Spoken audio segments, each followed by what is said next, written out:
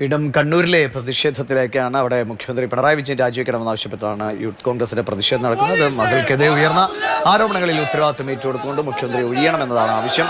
ഇപ്പോൾ പ്രവർത്തകരെ police arrest ചെയ്ത് നീക്കുകയാണ്.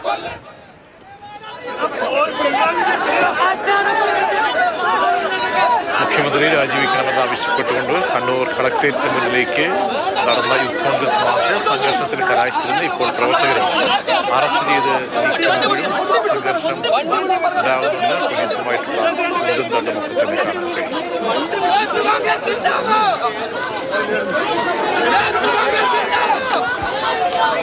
ഫെലിക്സ്, പ്രതിഷേധക്കാരെ അറസ്റ്റ് ചെയ്ത് നീക്കുന്നു. കൂടുതൽ പ്രതിഷേധക്കാർ എത്തുന്നുണ്ടോ? എന്താണ് അവിടുത്തെ സ്ഥിതി? പ്രധാനപ്പെട്ട നേതാക്കളെയൊക്കെ തന്നെ പോലീസ് അറസ്റ്റ് ചെയ്ത് നീക്കിയിട്ടുണ്ട്. ശേഷിക്കുന്ന പ്രവർത്തകർ മുദ്രാവാക്യം വിളിച്ച് പിന്തിരിഞ്ഞു പോവുകയാണ്. ഏറെ നേരം സംഘർഷഭരിതമായ അന്തരീക്ഷമായിരുന്നു കണ്ണൂർ കളക്ടറേറ്റിന് മുമ്പിൽ.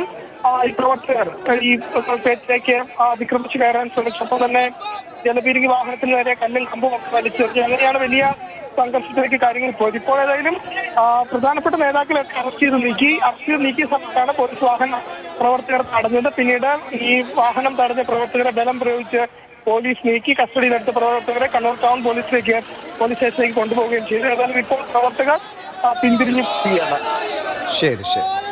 ശരി, കണ്ണൂരിലെ പ്രതിഷേധമാണ് കണ്ടത്. പ്രവർത്തകരെ പോലീസ് അറസ്റ്റ് ചെയ്ത് നീക്കുകയാണ്.